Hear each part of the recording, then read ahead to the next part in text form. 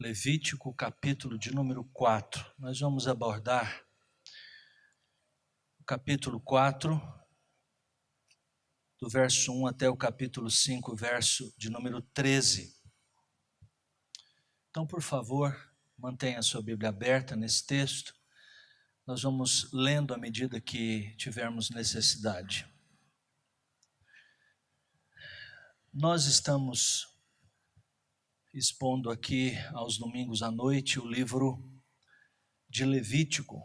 Eu sei que é um grande desafio para todos nós. Primeiro para mim, que estou pregando sobre este livro, no conteúdo deste livro de forma expositiva, ou seja, texto por texto, aquilo que os nossos pais reformadores faziam nos púlpitos de suas igrejas, a famosa lectio continua, ou seja, exposição da Bíblia, texto por texto, livro por livro, capítulo por capítulo.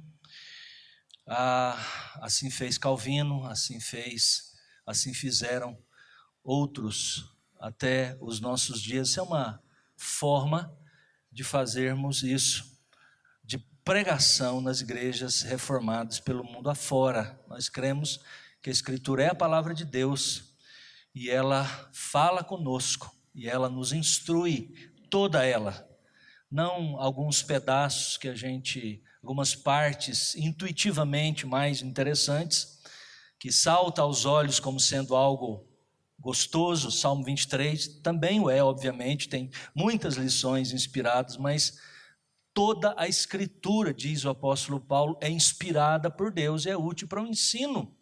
Então, isso inclui o livro de Levíticos. E, na verdade, esse livro é um livro maravilhoso. Nós falamos que nessas exposições nós vamos tentar atingir o âmago deste livro, que é mostrar como Deus é santo. E que também nós devemos ser santos. Aliás, este é um verso que está lá pelo meio do livro de Levíticos: sede santos, porque eu, o Senhor, teu Deus, sou santo. E a nossa preocupação aqui nesses domingos é de entendermos, é de compreendermos a santidade de Deus, e na medida em que nós entendermos, nós compreendermos a santidade de Deus, isso seja aplicado às nossas vidas. O pecado é algo que é muito sério, é algo sério aos olhos de Deus. E é por isso que esse livro, então, trata de como Deus trata com o pecado, de como Deus provê, de fato, uma forma de que homens pecadores se relacionem amigavelmente em comunhão com o Deus que é santo. O pecado, então, é levado a sério, porque é um ataque pessoal contra Deus. É levado a sério nas Escrituras por isso. Um repúdio à sua graça, uma rejeição da sua vontade amorosa para com o seu povo, em relação ao povo. Isso certamente resulta em pessoas, em seres humanos alienados dele, resulta na poluição do mundo, na contaminação do mundo, na corrupção das pessoas que vivem neste mundo. E aí então todas as coisas que são tocadas pelo homem são poluídas, são contaminadas, são corrompidas. E isso torna o problema do pecado, ou o pecado, como algo gravíssimo aos olhos de Deus. E nós deveríamos também, como crentes no Senhor Jesus Cristo, considerar de fato o pecado como Deus considera, como algo realmente trágico e algo muito sério, que precisa ser levado muito a sério nas nossas vidas. De ofertas voluntárias, do capítulo 1 ao capítulo 3 de Levítico, nós temos agora ofertas obrigatórias, as chamadas ofertas de expiação pelo pecado, E 2 desses tipos de sacrifícios são introduzidos aqui, a partir do capítulo 4, indo até pelo capítulo 6. O primeiro, as ofertas de sacrifícios para a purificação dos pecados. Capítulo 4 é o texto que nós vamos considerar hoje, 4 de 1 até o capítulo 5, verso 13, e também a oferta pela culpa, que é do verso 14 do capítulo 5 até o verso 7 do capítulo 6. Ambos, ou seja, todos esses 2 capítulos, capítulo 5 e capítulo 6, refletem uma profunda preocupação com o pecado e com a impureza que certamente segue ao pecado. Esses capítulos lidam então com a oferta de purificação. A oferta de purificação em primeiro, depois a oferta pela culpa. E essa estrutura, ela é tomada em conjunto, porque elas possuem as coisas que são descritas aqui no capítulo 4, no capítulo 5, são organizadas de uma forma que se parece uma das partes com as outras, que tem coisas que são repetidas e que demonstram a mesma preocupação, na verdade, de Moisés ao descrever, ao trazer da parte de Deus. É interessante que cada uma dessas sessões começa com algo parecido com a expressão: se alguém, ou se uma pessoa, se uma alma pecar, e fecha sempre com algo mais ou menos assim: e o sacerdote fará expiação por ele, e em alguns momentos diz: e será perdoado, como está aí no capítulo 4:35 e depois no 5:13 também. São frases semelhantes que geralmente marcam exatamente os ensinamentos principais neste capítulo. Vamos lá. Veja, capítulo 4, do verso 1 até o verso 13 do capítulo 5, afirma que nós corremos o risco de pecar de 5 maneiras diferentes. Então note aí a primeira. Primeiro, o pecado de cruzarmos, esse é o primeiro pecado, o pecado de cruzarmos os limites que não sabíamos existir. Verso 1 até o verso 12, a oferta da purificação. Depois de uma introdução, o texto vai tratar da oferta de purificação pelo sacerdote.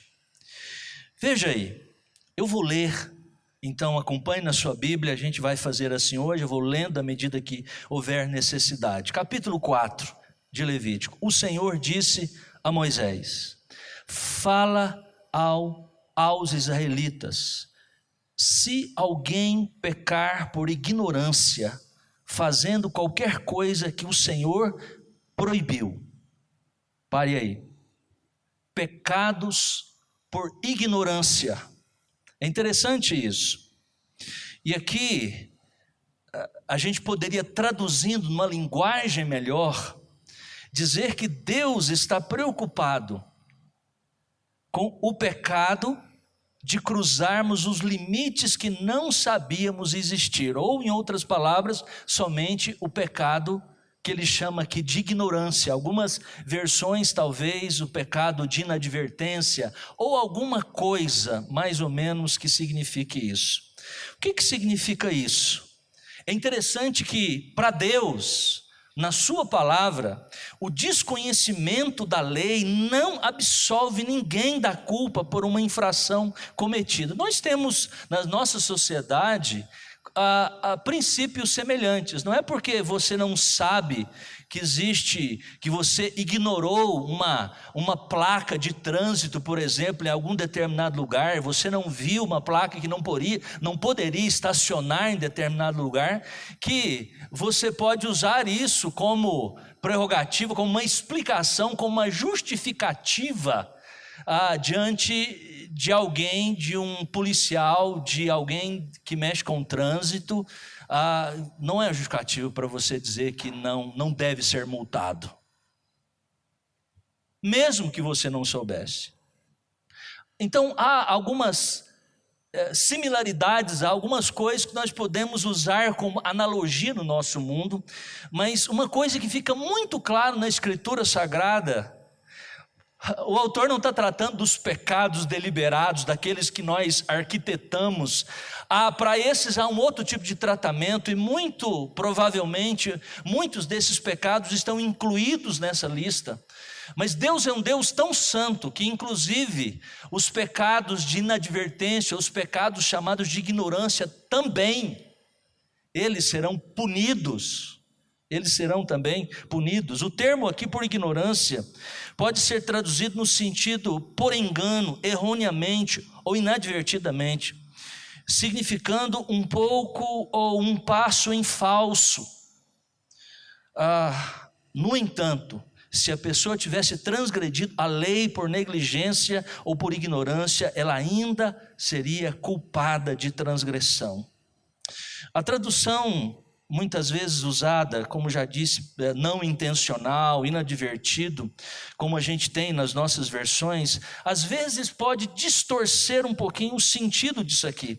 Um comentarista, inclusive judeu, ele diz que essa expressão, ela pode significar tanto alguém que não sabia propriamente do pecado, da transgressão, de que aquilo cometido era uma transgressão, ou talvez também até uma pessoa que não sabia que cometer esse ato, essa transgressão, teria consequências tão desastrosas, tão trágicas para a vida dela mesma e de outras pessoas.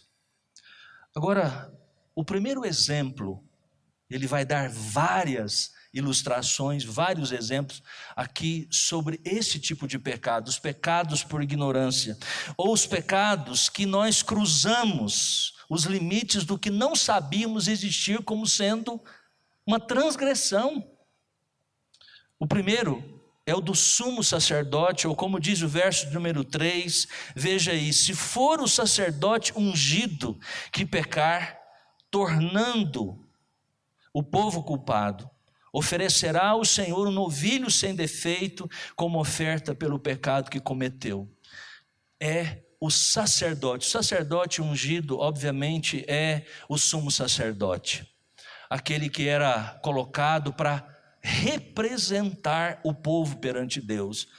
Deus tinha colocado em Israel 3 tipos de ofícios muito importantes: o profeta, o sacerdote e o rei.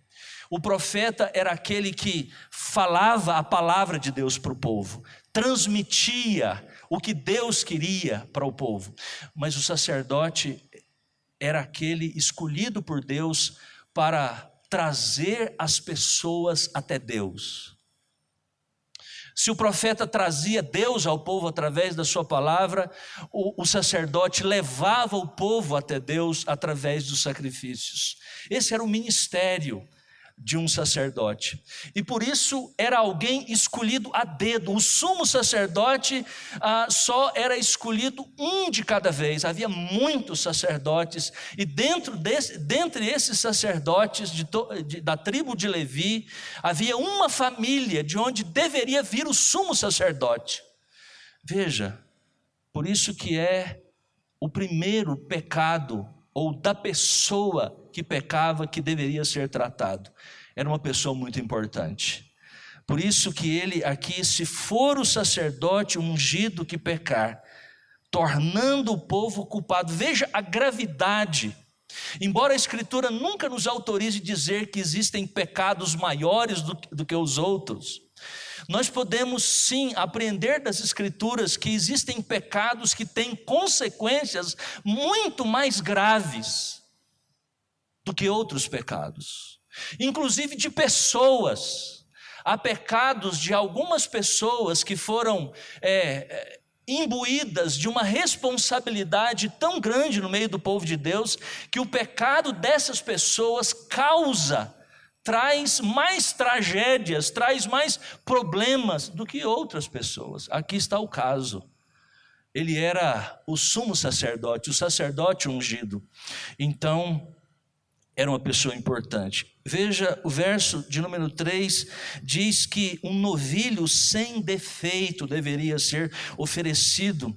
A lei cerimonial exigia um processo, então, por ser uma pessoa mais importante, o sumo sacerdote ser alguém que Deus muito, a quem Deus tinha muito mesmo dado, colocado um ministério muito importante em suas mãos, então muito também seria exigido. Aliás, o Senhor Jesus é quem disse isso lá no Novo Testamento: a quem muito foi dado, muito será exigido.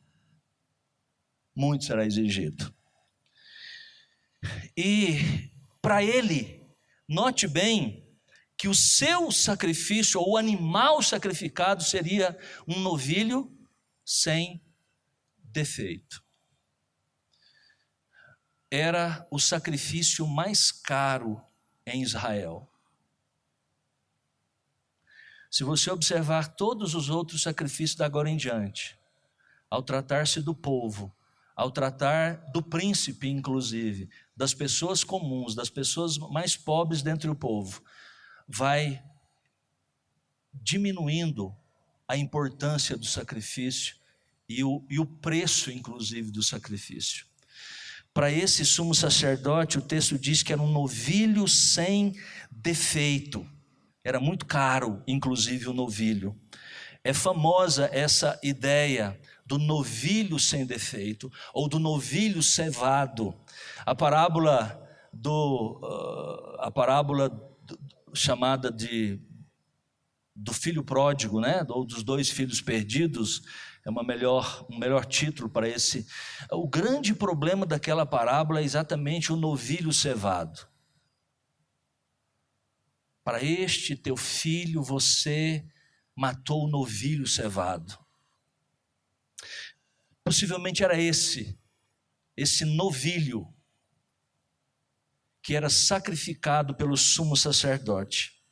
Veja, o texto diz que é um novilho sem defeito. Normalmente os sacrifícios deveriam ser defeito.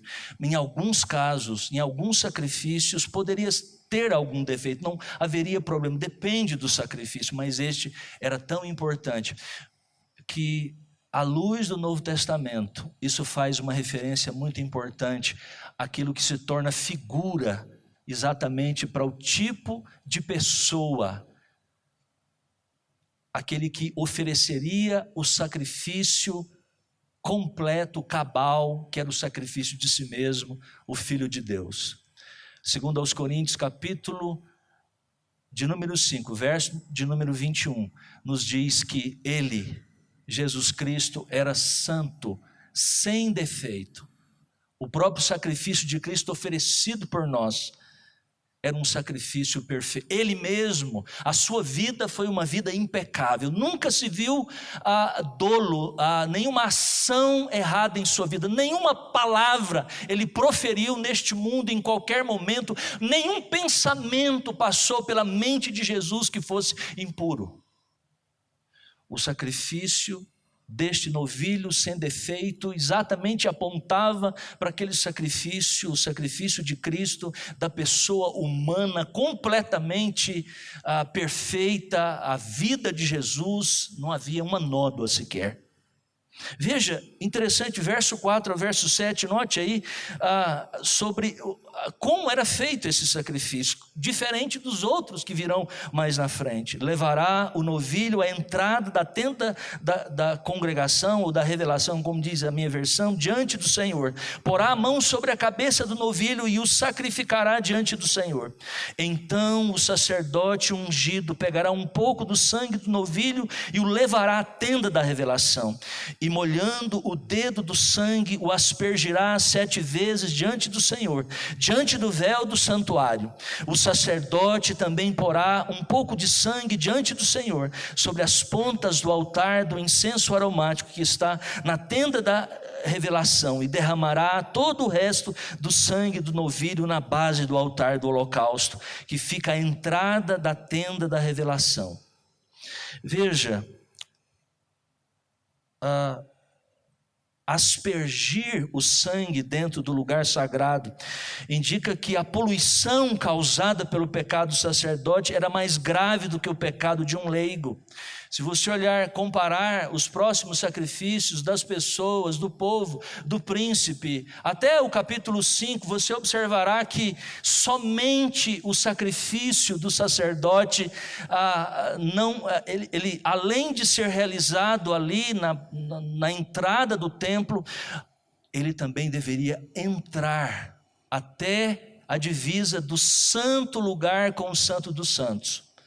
Só havia um sacrifício que ele deveria entrar no santo dos santos, lá na Arca da Aliança, e derramar o sangue, que era o sangue sobre a tampa da Arca da Aliança, no propiciatório. Era o dia da expiação. Capítulo 16 de Levítico vai falar. Era um dia somente no ano isso acontecia.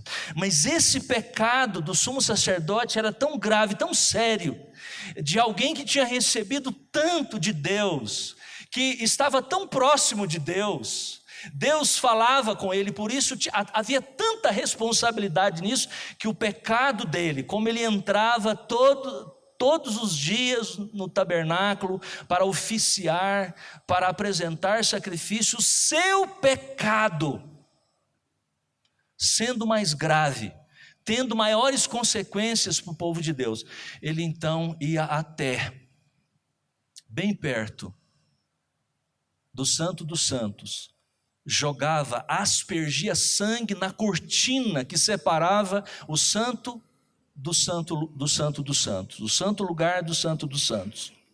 Colocava sobre os chifres do altar sangue. Era um ritual sangrento, sim, porque no sangue, que representava o sacrifício de uma vítima inocente, substituindo a pessoa. Por isso que o texto diz que colocava-se a mão, o sumo sacerdote colocou a mão sobre a cabeça do novilho, como que identificando com aquela vítima, ele morreria no lugar dele. Isso, meus irmãos, meus queridos, embora pareça tão distante de nós, toda essa liturgia de sacrifícios é, na verdade, a base para a nossa compreensão depois da morte substitutiva, vicária, a morte de Jesus Cristo na cruz. O autor de Hebreus diz no capítulo 9 que Jesus também, sendo o cordeiro escolhido de Deus, a vítima inocente, ele agora não apresentou lá naquele tempo, não um sacrifício num santuário feito por mãos humanas, como estes homens do passado no Antigo Testamento sacrificavam todos os dias os seus sacrifícios, e num dia especial para o perdão do pecado de todas as nações, no dia da expiação do pecado. Mas agora, Cristo Jesus, uma única vez, quando ele veio, após viver 33 anos de nossas vidas sobre a face da terra, ele apresentou um sacrifício, não no templo de Jerusalém, não um tabernáculo feito por mãos humanas, mas no tabernáculo celestial, perante o próprio Deus. E é por isso que há grande diferença. Enquanto aqueles crentes do Antigo Testamento e boa parte ali do tempo de Jesus, até que compreenderam a natureza, as implicações do sacrifício de Cristo, eles sempre lidavam com este problema. Primeiro, um homem pecador, era sim um sumo sacerdote, foi escolhido para levá-los até Deus, mas um homem pecador que primeiro, antes de tudo, tinha que fazer um sacrifício por si mesmo. Veja que nesse texto que lemos, em toda essa parte, em momento algum, ele diz assim: e expiará o pecado, e eu serei perdoado, e o sacerdote será perdoado. Ele não podia fazer isso por ele mesmo. Mas é Cristo Jesus. Diz também Hebreus capítulo 9, verso 26, verso 27, que é ele quem sacrificou, fez um sacrifício, oferecendo-se a si mesmo, um sacrifício para sempre, cabal, definitivo. Não haveria mais necessidade de outros sacrifícios. Ele fez completamente. Veja o restante do texto, verso 8 até o verso 12. Acompanhe na sua Bíblia novamente. E tirará toda a gordura do novilho da oferta pelo pecado, toda a gordura que cobre as vísceras, toda a gordura que está sobre elas, os 2 rins e a gordura que está sobre eles, e a que está junto aos lombos, e a protuberância do fígado juntamente com os rins, ele os tirará. Assim como se faz com o boi do sacrifício pacífico, e o sacerdote os queimará sobre o altar do holocausto. Mas o couro do novilho e toda a sua carne, com a cabeça, as pernas, as vísceras e o excremento, enfim, tudo o que restar do novilho, levará para fora do acampamento, a um lugar puro, onde se joga a cinza, e queimará sobre a lenha, será queimado onde se joga a cinza. Uma grande diferença do capítulo 1, capítulo 2, capítulo 3, aquelas ofertas de sacrifício, algumas delas os homens, os sacerdotes ou as próprias pessoas poderiam participar também do sacrifício, comer dos animais ou comer dos vegetais, das coisas que eram oferecidas. Mas o que acontece aqui? Nada neste sacrifício, porque é sacrifício pelo pecado. E nada, absolutamente nada, poderia ser aproveitado do sacrifício pelo pecado.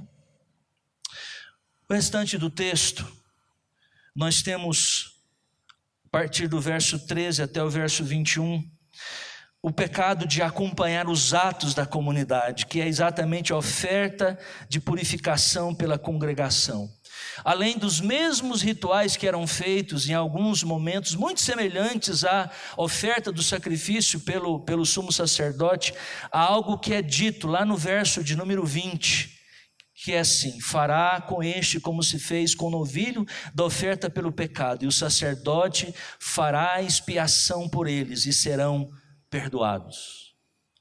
Aqui é dito acerca do povo, segundo o verso 13, se toda a comunidade de Israel pecar por ignorância, sem o conhecimento da Assembleia, fazendo qualquer coisa que o Senhor proibiu, tornando-se assim culpada, o sacrifício era feito.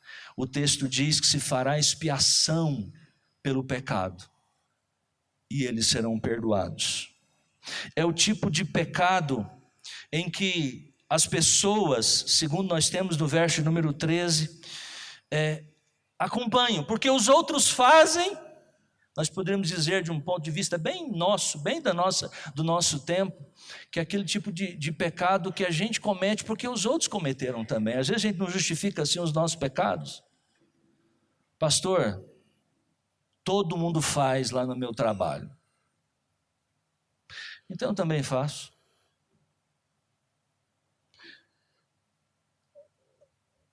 Nem sequer refletimos sobre se é certo, se é errado, se existe um princípio bíblico ou não. Nossa consciência muitas vezes tão cauterizada que a gente já não nos toca mais a pecaminosidade daquele ato.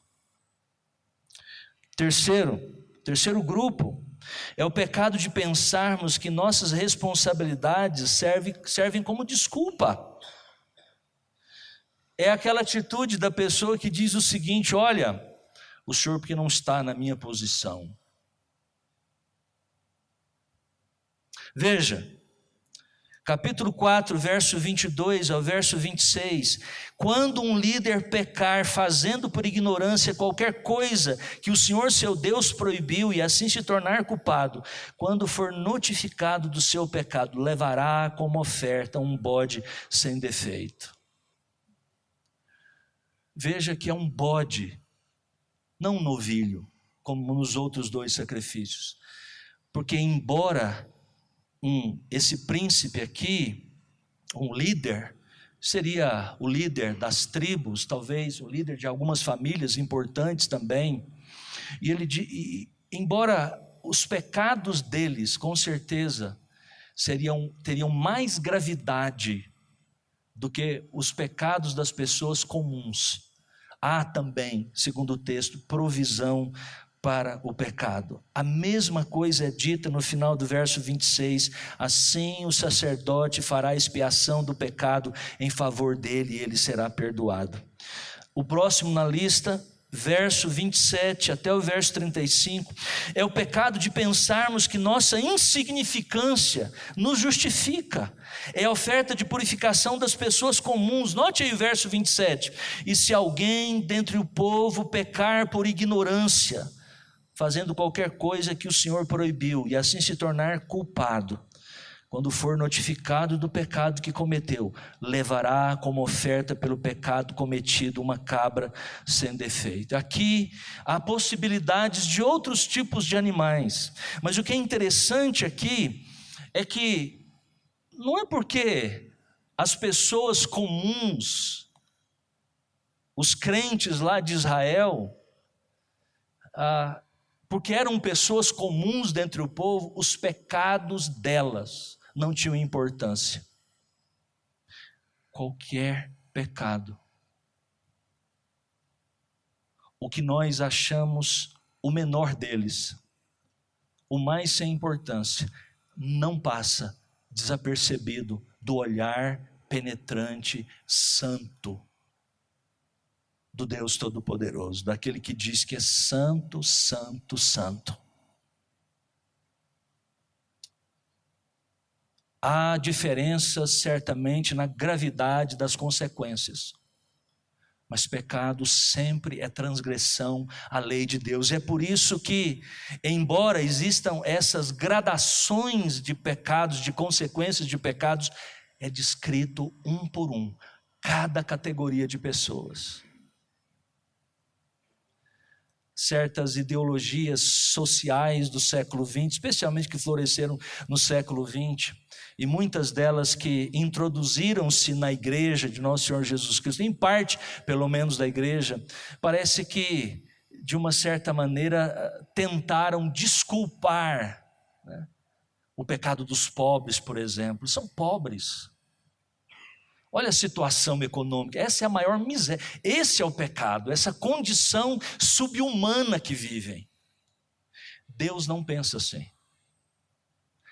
Todos são pecadores. É verdade que Deus é tão justo que há, como a gente viu nessa ordem, pecados de algumas pessoas que por perpetrar sofrimentos maiores a outras pessoas, eles são mais dignos, mais profundos, mais dignos de punição.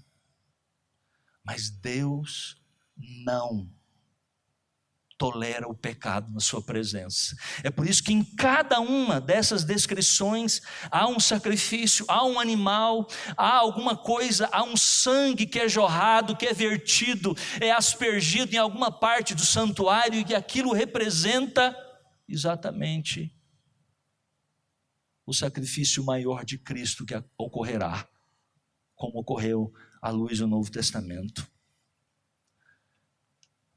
Esse aqui é o pecado de pensarmos que nossa insignificância, por sermos pessoas tão assim, pastor, eu não sou nada não, eu não posso ajudar em nada, mas também não posso atrapalha. Seu pecado, qualquer que seja ele, é um grande problema aos olhos de Deus. O meu pecado é um grande problema aos olhos de Deus. Não pense nisso, não fique se auto-justificando, dizendo, não tem problema não, isso é mínimo. Por último, há também aqui o pecado de deixarmos de fazer algo que é certo. É interessante que agora no capítulo 5 até o verso 13, Moisés vai descrever os pecados chamados de omissão. Veja, se alguém sendo apresentado como testemunha pecar por não denunciar o que viu ou o que soube, sofrerá por causa de sua maldade. Há uma definição clássica de pecado, segundo os nossos símbolos de fé, Confissão de Fé de Westminster, Catecismos Maior e Breve, que pecado Pecado é a transgressão da lei de Deus. Por ação, por comissão, por fazer, ou por omissão, por deixar de fazer aquilo que é certo. O apóstolo Tiago, lá pelo capítulo 3 da sua carta, diz: se alguém sabe que deve fazer algo e não faz, nisso está pecando. Quando olhamos o mal e não sentimos repugnância, quando olhamos uma atitude errada e aplaudimos, e achamos, e há um certo regozijo em nosso coração, quando algo acontece de ruim com qualquer pessoa, qualquer que seja, o nosso maior inimigo, e a gente sente uma satisfação lá dentro do coração, isso é pecado.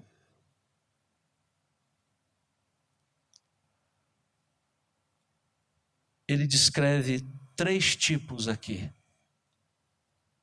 2 deles têm a ver com as coisas que nós poderíamos ter falado, ter denunciado. Vimos o mal e não falamos que era mal. Acenamos com a cabeça dizendo que estava certo. Os outros 2 que são mencionados aqui no capítulo 5 têm a ver com as coisas sagradas, ou as coisas, nós poderíamos dizer, aqui no contexto do povo de Israel, eram coisas sagradas e que eles simplesmente trataram como sendo coisas muito comuns.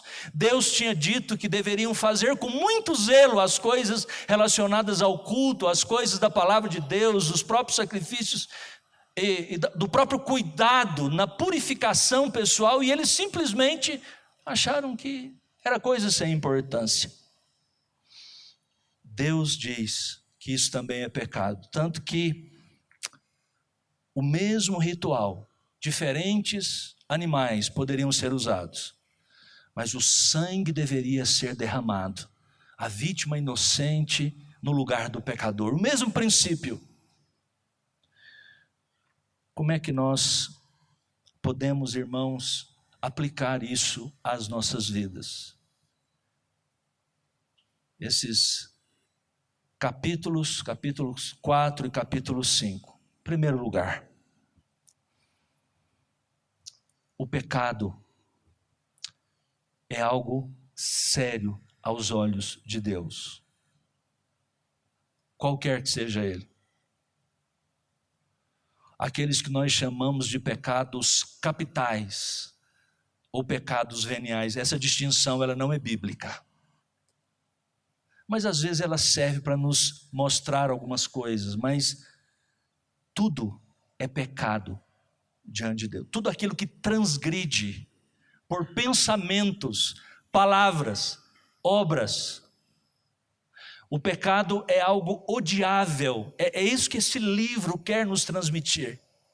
Se nós chegarmos ao fim deste livro, dessas exposições, e nós, irmãos, não entendermos que Deus odeia o pecado, ou seja, que Deus é santo, santo, santo, tão santo, que Ele providenciou, querendo salvar, querendo comunhão com o pecador, mas não podendo suportar a podridão, a corrupção latente da alma, do coração humano, Ele providenciou meios. Lá na antiga dispensação, no Antigo Testamento, Ele providenciou sacrifícios de animais, todos bem preparados para as determinadas categorias de sacrifícios, para atender a diferentes demandas de pessoas. Tudo deveria ser obedecido estritamente como Deus tinha dito, ao ponto de que nós vamos ver no capítulo 10, 2 sacerdotes, filhos de Arão, que apresentaram algo estranho na presença de Deus, morreram diante do Santo dos Santos. Por quê? Porque Deus é santo. Até chegar no Novo Testamento, Deus então, tendo cumprido aquilo que prometeu nas Escrituras do Antigo Testamento inteiro, através de Moisés, dos profetas, todos esses sacrifícios, na verdade, lançavam uma sombra sobre a realidade. Cristo Jesus veio, o seu Filho amado, desceu do céu, do trono, para estar entre nós, viver uma vida sobre a face da terra. Por que isso, irmãos? Porque Deus queria mostrar um grande exemplo de amor para nós, de dedicação, de abnegação. Isso está incluído certamente, mas foi a santidade de Deus que exigiu. O pecado estava sendo resolvido de maneira apropriada. Ele enviou o seu Filho amado. Isso significa dizer que Jesus veio a este mundo morrer por nós.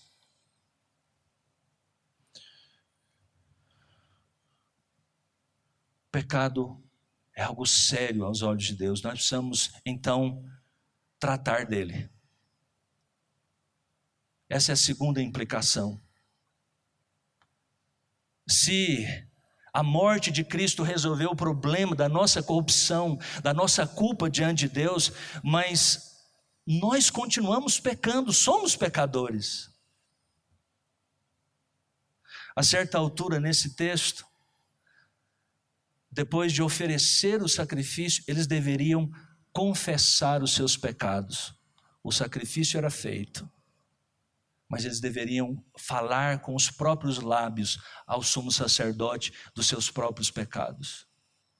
Segundo o Novo Testamento, nós não precisamos mais de sacrifício. Cristo ofereceu um sacrifício perfeito, completo a nós, no nosso lugar.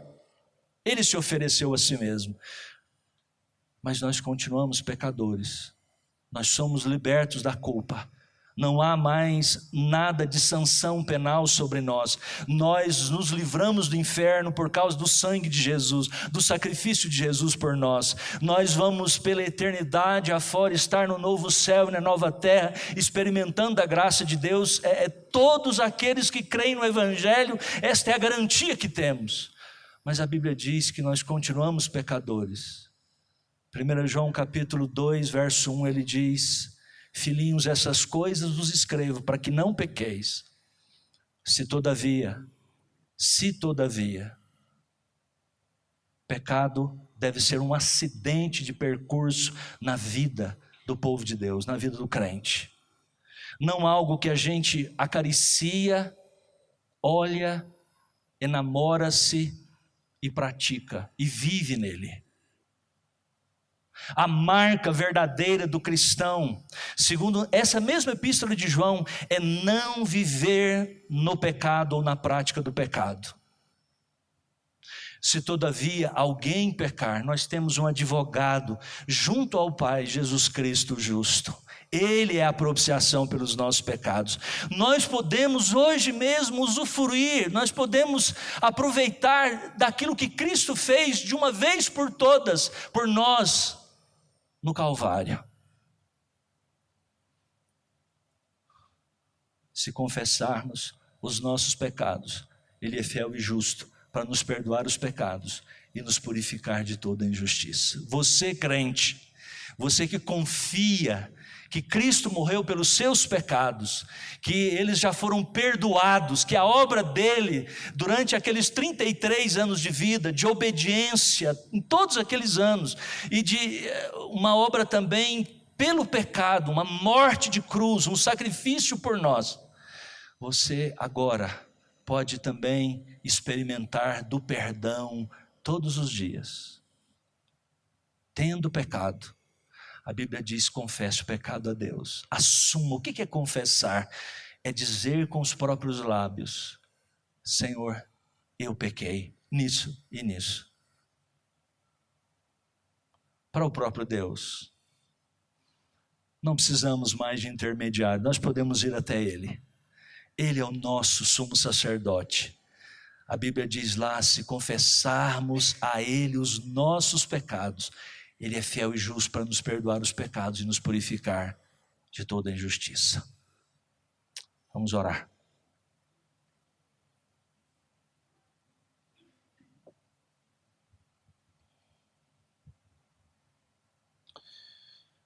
Nosso bondoso Deus e Pai Celestial, nós queremos te agradecer porque vemos neste texto o Evangelho, a boa nova de que o Senhor,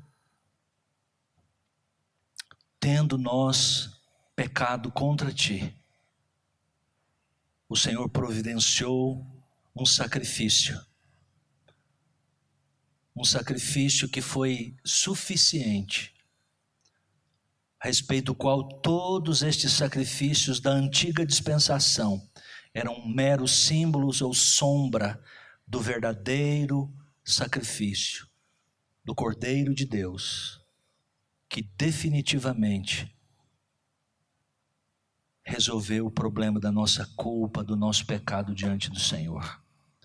Ó Deus, permita que aqui todos, mas todos, saiam daqui convictos de que são pecadores, mas são pecadores perdoados, porque creram que o sangue de Cristo, o sacrifício de Jesus feito de uma vez por todas, é suficiente para trazer vida, salvação, perdão, graça.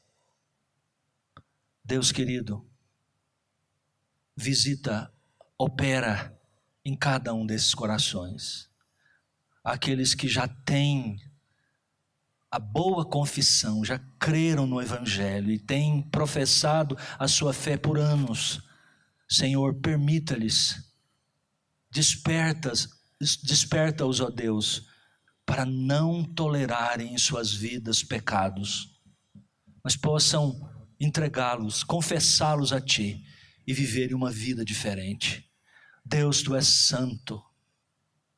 Ó Deus, ajuda-nos a caminharmos contigo em santidade. Em nome de Jesus, amém. Amém.